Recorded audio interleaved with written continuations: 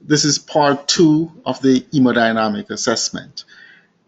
So with part one, we look at the Bernoulli equation, and in particularly, we look at the modified Bernoulli equation, and we use it to calculate right ventricular systolic pressure, pulmonary artery systolic pressure, pulmonary artery end-diastolic pressure. We calculated also the left atrial pressure and the left ventricular end-diastolic pressure.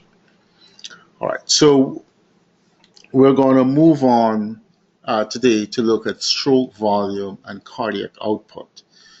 Now, if you remember the definition for stroke volume, it is the volume of blood that the heart, or if you want to be more specific, the volume of blood that the ventricle pumps out per beat. Okay? Um, and then the cardiac output would be the stroke volume times the heart rate. So again, when the patient comes to the echo lab, you have to do heart rate and blood pressure.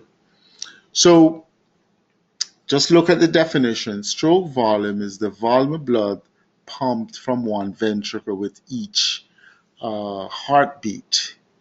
Okay? Um, we have something in engineering called what we call the hydraulic orifice formula. The hydraulic orifice formula allows you to calculate flow rate, and the formula for flow rate is the cross-sectional area times the flow velocity. So if you have a tube in which something is flowing, and you know the cross-sectional area of the tube, and you know the flow velocity, then you can calculate the flow rate. So it is the flow rate is the volume per say second of a liquid flowing. Okay, volume per second. That is the flow rate. So this is a formula that you have to memorize because it allows you to calculate flow in any closed circuits in cardiovascular in cardiovascular ultrasound. So again, the flow rate is equal to the cross-sectional area times the flow velocity. And remember, we're using Doppler so we can get flow velocity. And most of the cross-sectional area we're talking about is a circular one. So we know the area for a circle is pi r squared. So all right, so let's look at it in a little bit more detail.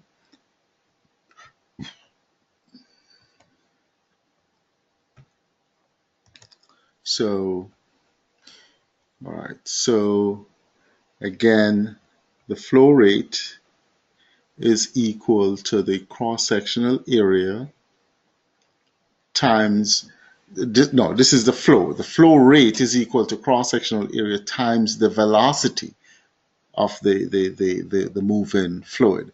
But if you want to look at just flow, if you want to just look at flow, it is the cross-sectional area times a TVI. This is like a distance flow. Flow per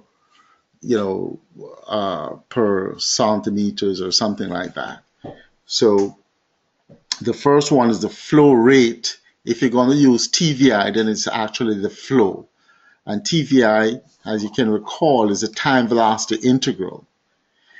So if you were looking at the flow rate, say, across the left ventricular outflow tract, so if you're looking at the flow across the left ventricular outflow tract, that is the flow per beat. Okay, so if you just look at the flow across the left ventricular outflow tract per beat, then you have to assume that the left ventricular outflow tract is circular. Okay, Assume that it's circular, and then if you want to get the flow, then you have to get the TVI, or time velocity integral, across the left ventricular flow tract. So this is a 5-chamber view. On top, 5-chamber view, you can see your cursor is across the aortic valve. The sample volume is in the left ventricular flow tract, and you turn the PW, you turn on the PW button, and you get an envelope. Okay, you get a systolic envelope. Your ECG is on top, systole is from the onset of the QRS to the end of the T wave, and the same thing. So this is your left ventricular outflow tract envelope. Okay, left ventricular flow tract envelope, because your sample volume is in left ventricular flow tract. Your transducer or your probe is right there. Flow is moving from the LV across the left ventricular flow tract across the aortic valve. So it's moving away from the transducer, hence it's below the baseline, Okay, so when you do planimetry of this envelope, you're going to get the VTI, or the velocity time integral across the left ventricular flow tract. So you do planimetry. Okay. So remember, time is on the horizontal axis and velocity is on the vertical axis. Okay. So when you do planimetry, you get velocity time integral. Okay. So your LVOT TVI is 0.221 meter, which is 22.1 centimeters. Okay, so this is how it's done. And then all you have to do, remember what we said, the flow is equal to the cross-sectional area times the TVI. Because we're talking about remember what stroke volume is. Stroke volume is the volume of blood pumped out of each ventricle per beat. So if we use the TVI times the cross-sectional area, that is going to give us the flow across the left ventricular flow tract per beat. Okay? The cross-sectional area of the LVOT times the TVI is going to give you the flow across the LVOT per beat. To get the cross-sectional area of the LVOT, you have to go back to your parasternal long axis view. So you go to your parasternal long axis view, and your aortic valve is right there. So a couple millimeters in front of the aortic valve, you're going to get your tissue blood plane, and you drop a perpendicular, okay, and that's going to give you the LVOT diameter, okay. Now remember, the area of a circle is pi r squared. We assume that the LVOT is circular. So the area of a circle is pi r squared. Pi is 3.14, and then r is diameter over 2, and we square that. So that is 3.14 times the diameter squared divided by 4, which is 0.785 times the diameter squared. Okay, so this is the area. So once you multiply the area by the TVI, you get the stroke volume. So again, the stroke volume is the volume of blood that is pumped out of, say, the left ventricle per beat. So the flow across the left ventricular flow tract is equal to the cross-sectional area times the TVI. We just showed you how to get the cross-sectional area across the left ventricular flow tract. Okay, that cross-sectional area comes out to 0.785 times d squared. So if you multiply the cross-sectional area by the TVI across the left ventricular flow tract, you'll get the stroke volume. So 0.785 times d squared times the TVI, that's going to give you the stroke volume. That is the volume of blood that's pumped out of, say, the left ventricle per beat. The volume of blood that's pumped out of the left ventricle per beat. Cardiac output is stroke volume times the heart rate. So that is why it's important for you to know the heart rate when you're doing the study. So you'll multiply your stroke volume times the heart rate and you get the cardiac output. Okay, so remember the definition of cardiac output is the volume of blood pumped from each ventricle per minute. Volume of blood pumped from each ventricle per minute. So it is equal to the stroke volume times the heart rate.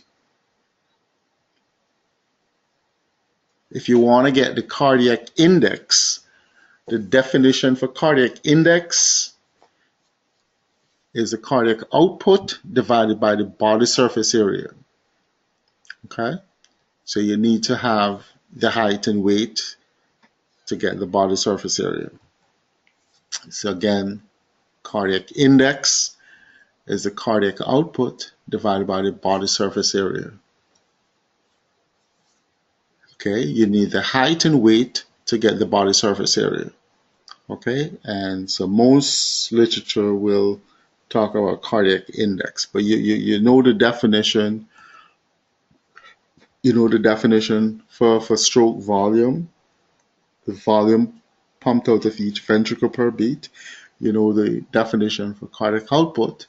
It's the volume pumped out of the ventricle per minute. So you just multiply the stroke volume times the heart rate.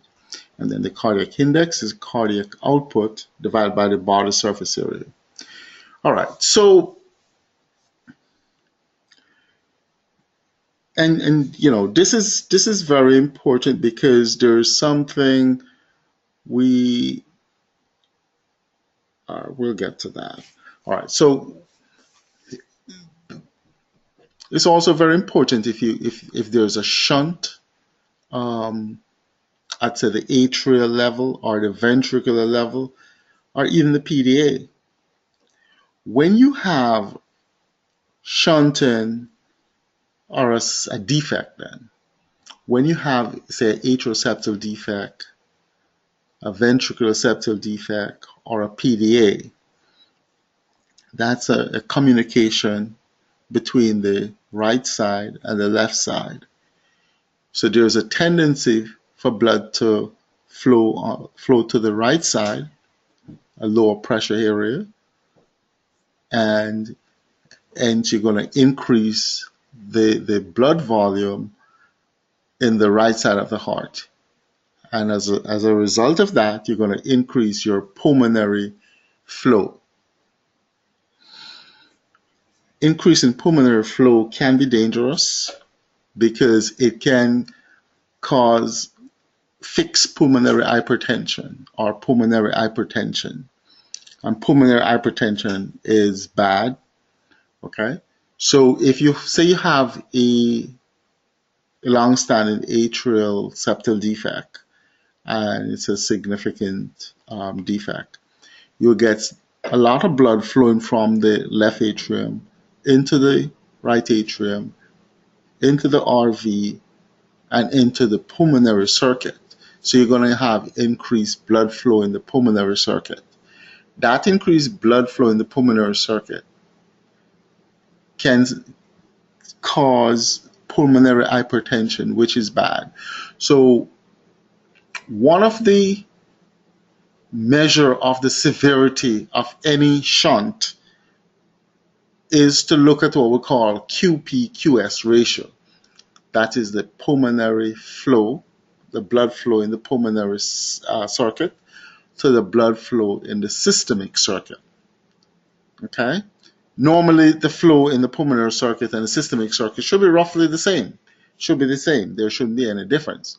But if you have a defect at the atrial level, the ventricular level, or the PDA, you're going to have increased blood flow on the right side and increased pulmonary blood flow. And as a result of that, your pulmonary flow is going to increase. And depending what type of shunt we're talking about, we want to make sure that QP-QS ratio is less than 1.5. Once it gets above 1.5 and approaching 2, we have to do something, because what it's telling you is that the pulmonary flow from the shunt is increasing. And not only that it's increasing, but the patient will eventually develop pulmonary hypertension. And then pulmonary hypertension in this setting is real bad. Okay? So again, you can have an atrial septal defect, ventricular septal defect, or a PDA. So to get your pulmonary flow, I showed you how to get your systemic flow. Your systemic flow is flow across the left ventricular flow tract. The flow across the left ventricular flow tract, flow is equal to cross-sectional area times TVI. And you're going to get your diameter in the parasternal long axis view. Okay, and then I showed you how to simplify the formula. So the formula becomes 0.785 times d squared times the TVI. So that is the flow across the left ventricular flow tract, which is a systemic flow. The pulmonary flow is essentially the same thing, but you're going to use the right ventricular flow tract. You will get your diameter, okay? So your short axis at the level of the aorta, you have to see the pulmonic valve, and then you're going to go just a little bit above that, and you're going to get your right ventricular flow tract diameter. Okay, and then the formula becomes essentially the same thing, because we assume it's circular, and then the area for, we assume it's circular. The area for a circular is pi r squared. Pi is 3.14, r is diameter over 2, and you square that, and when you simplify that, you get 0.785 times d squared. So again, short axis at the level of the aorta, so just above the pulmonic valve, okay, you're going to measure the diameter of the right ventricular flow tract, and then you plug it in the equation. You have to remember, this is just the area. So the flow across the right ventricular flow tract, which is a representation of the pulmonary flow, is the flow is equal to cross-sectional area times the TVI. So to get the TVI, you're going to put your cursor in the right ventricular flow tract. So the cursor is across the pulmonic valve. The sample volume is just above the pulmonic valve, and you get your PW envelopes. So you get a series of envelopes, and they're systolic. Your ECG is on top. And again, systole is from the onset of the QRS to the end of the T wave. So you get a consistent systolic flow. That is flow across the pulmonic valve, okay? Or flow across the right ventricular flow tract. And when you do planimetry of that, then it will give you the TVI, RVOT TVI, RVOT TVI, okay? So you multiply your cross-sectional area times the TVI, and you get the pulmonary flow. Okay, so your QP, which is pulmonary flow, is equal to the stroke volume across the pulmonary valve, or stroke volume across the right ventricular flow tract. And again, okay, it's 0.785 times the diameter square across the right ventricular flow tract times the time velocity integral across the right ventricular flow tract. Okay, so it's QPQS. So the ratio is QPQS. Okay, so the stroke volume across the systemic circuit is just the LVOT. The cross-sectional area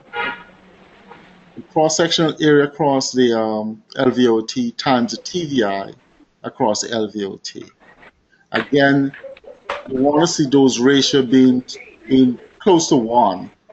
So the normal ratio is one that's close to 1. Okay, and if it's greater than 1, then the it suggests the pulmonic flow. If it's greater than 1, it suggests that the pulmonic flow is greater than the systemic flow. You want to see that ratio less than 1.5. Once it approaches 1.5 and 2, then that's a significant increase in your pulmonary flow. Okay, all right. So QPQS, most of the time it's not done accurately because individuals don't take time to measure the right ventricular flow tract diameter. It takes a little practice to do it accurately. So, all right. So QPQS, so the pulmonary flow, which is 0.785 times D squared, but this diameter is the right ventricular flow tract, times the TVI across the right ventricular outflow tract. And then the systemic flow is 0.785 diameter across the left ventricular flow tract times the TVI across the left ventricular flow tract. Okay. Now, the continuity equation is one of the most important equation that we have in hemodynamics, because the continuity equation allows us to calculate valve area fairly accurately. What the continuity equation states, as I've been saying over and over, if you have a closed circuit, the flow at one point in that circuit is equal to the flow at any other point, unless you have a leak in the system, a significant leak. So the flow at one point is equal to the flow at any other point unless there's a leak. You have to remember the formula for flow and flow rate. The formula for flow is equal to cross-sectional area times TVI. Okay? And this is based on the conservation of mass principle. So you can calculate the valve area for any stenotic or regurgitant valve. Okay, so again, you have, say this is a closed circuit. The flow at this point, okay, the flow here is equal to the flow at this reduction, this area reduction. The flow is the same.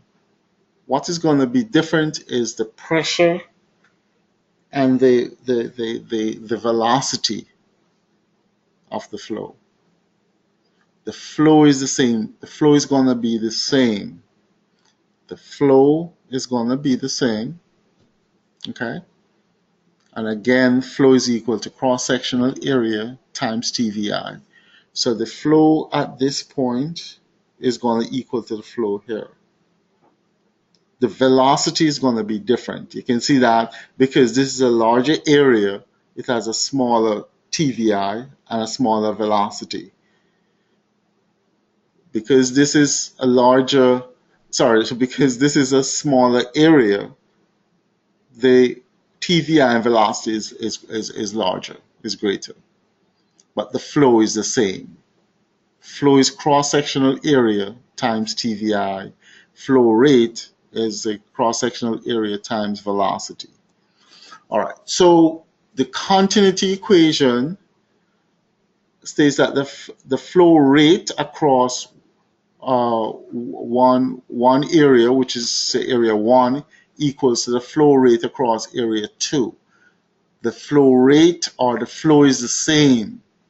So we use this. So if you go back to looking at this, so the flow rate at this area 1 is equal to the flow rate at area 2.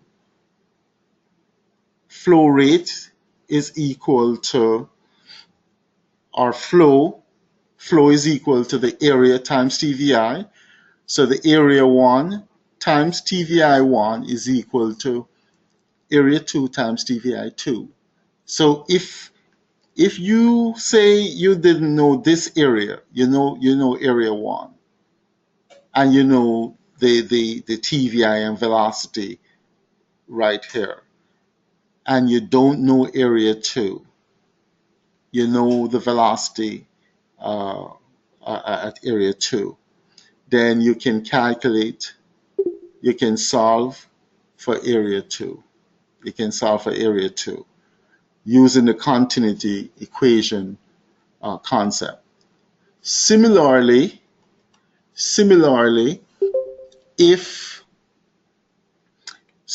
what we do, we use, so we look, going back to the heart now. If you look at the heart, all the flow throughout the heart is going to be the same. The flow or flow rate anywhere in the heart is going to be the same. So we use that concept to calculate valve area. And one of the most useful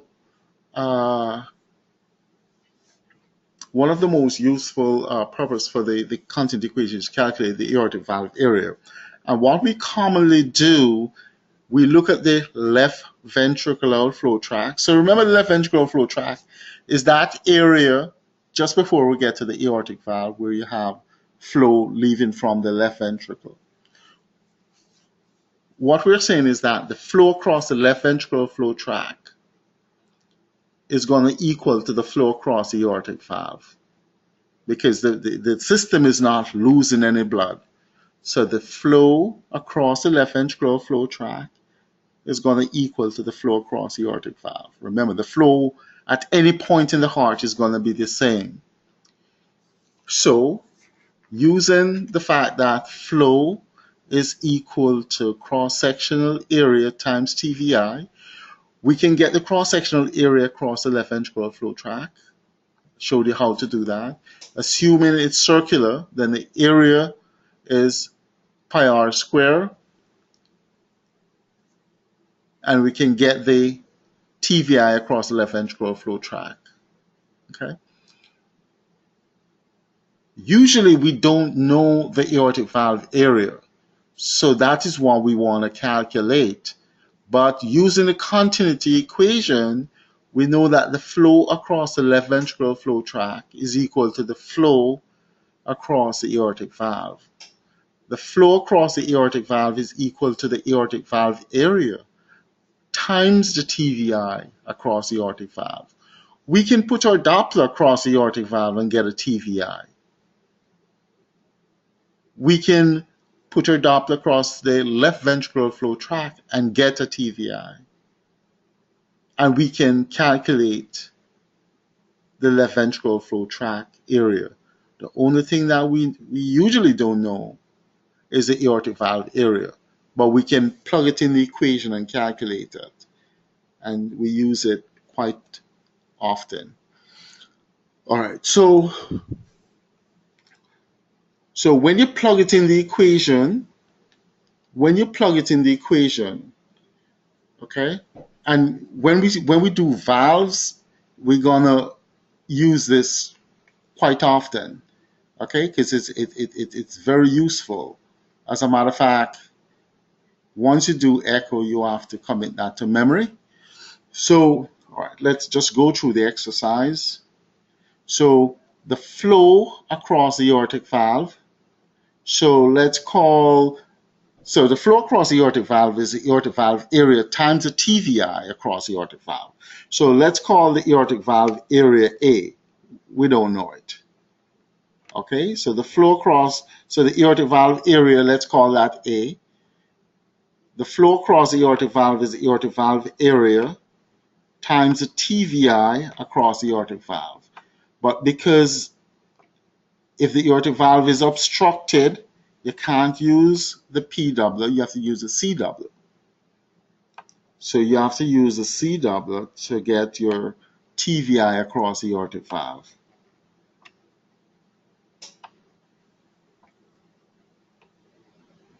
And that is equal to the flow across the left ventricular flow tract. The flow across the left ventricular flow tract is equal to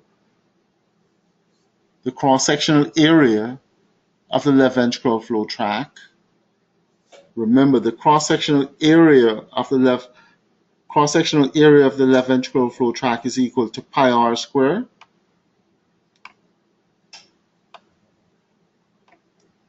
Okay, so very generous pi.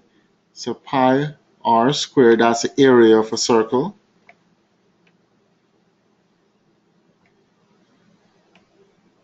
So that's the area. Okay, so the area of a circle is pi r squared. And then we're going to multiply that, the area of the left ventricular flow tract times the time velocity integral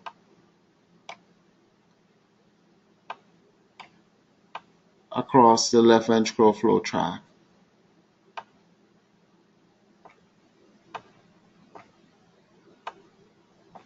And let's put a little L right here to denote that this is across the left ventricular flow tract. And if we put a little A here to denote that this is across the aortic valve.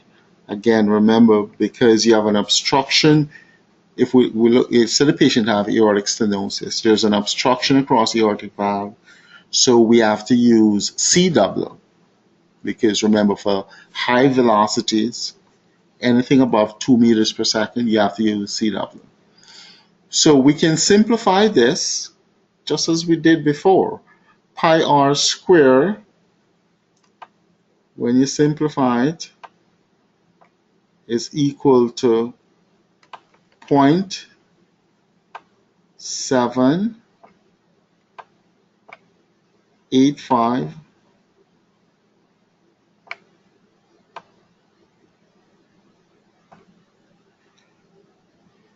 times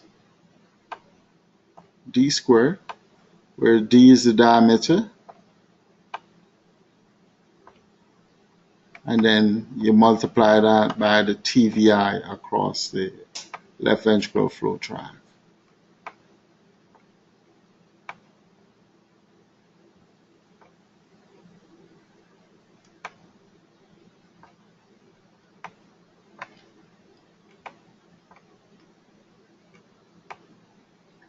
Okay, so if you're solving for the aortic valve area, the aortic valve area is equal to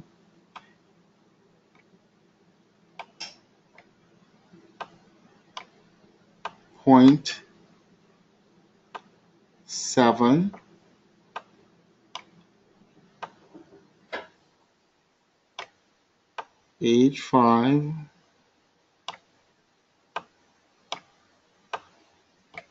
times d squared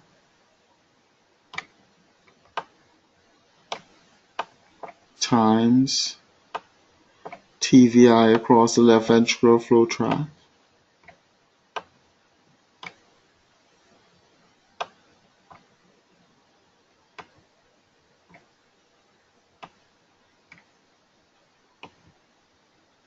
And you're going to divide by the TVI.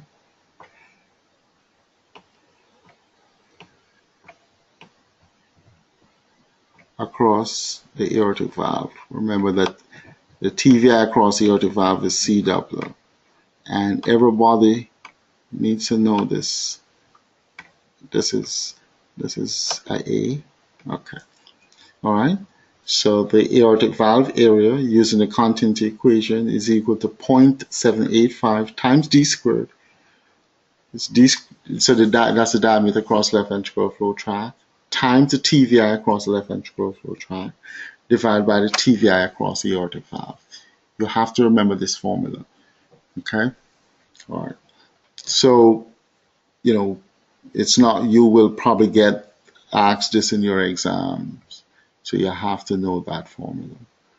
All right. So just went over that exercise so you can get a better grasp of what's going on. All right. So we can also use hemodynamics to look at what we call regurgitant volume and regurgitant fraction. If you remember what I said at the beginning of the hemodynamic 1 session, one of the ways we can determine severity of regurgitant lesion is to look at regurgitant volume and regurgitant fraction.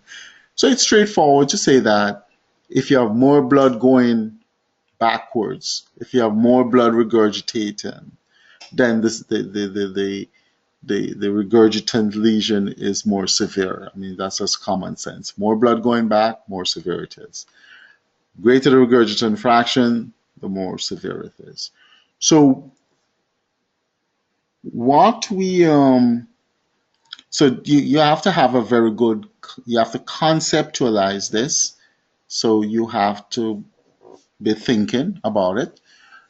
If you look at the mitral valve, so if you have regurgitation across the mitral valve, then let's analyze what's going on. So you have, say you have X volume of blood going from the LV across the mitral valve into the left atrium. So that X volume is going to mix with, say the normal volume that's in the left atrium, you know, blood flowing from the pulmonary veins, say it's Y, volume Y. So that regurgitant volume X is going to mix with the so-called normal volume Y. So the blood inside the left atrium is going to be Y plus X. It's going to be increased by the regurgitant volume, the volume that is going back into the left atrium. So what's going to flow across the mitral valve in diastole, it's going to be the Y plus X. So it's going to be what would normally flow across the mitral valve plus the volume of blood that regurgitated backwards. So the forward flow across the mitral valve is going to be increased by the regurgitant volume. If the flow across the aortic valve is not affected by significant aortic insufficiency or aortic regurgitation, you can use the flow across the aortic valve as, say, the normal flow. You can use the flow across the aortic, the pulmonic, or the tricuspid valve as the normal flow, as long as those valves don't have significant regurgitation. Because if you have mitral regurgitation, the forward flow in diastole is going to be contaminated by the regurgitant volume going backwards. But if you take the forward flow across the mitral valve and you subtract, say, the flow across the aortic valve from that, you'll get the regurgitant volume. So the forward flow across any regurgitant valve, if you minus the systemic or the flow across any normal valve from that, you'll get the regurgitant volume. And then the regurgitant fraction is just the regurgitant volume over the forward flow. So you have to, look at it, you have to slow down and figure out everything. Again, if you have mitral regurgitation in systole, blood is going to flow from the left ventricle across the mitral valve into the left atrium. It's going to mix with the normal blood that was what was flowing into the left atrium. So the volume of blood that's going to be in left atrium is going to be increased by the regurgitant volume. The amount it's going to increase is by the regurgitant volume, and that is why regurgitant lesions tend to cause a lot of dilatation. You get a large left atrium because you have increased blood flowing into the left atrium. But you wanna calculate how much blood is going backwards, how much blood is regurgitating backwards. So what you have to assume is that the flow across any other valve would be the normal flow. That should, if you didn't have a regurgitant lesion, flow across the left ventricular flow tract, flow across the aortic valve, whatever. You have to assume that those flow, as long as they don't have significant regurgitation, you have to assume that those flow are the normal flow. And the flow across the mitral valve, because of the regurgitation, is going to be increased by the amount of blood that regurgitated backwards. So if you subtract from the forward flow across the mitral valve, the flow across the left ventricular flow tract, the difference is going to be the regurgitant volume.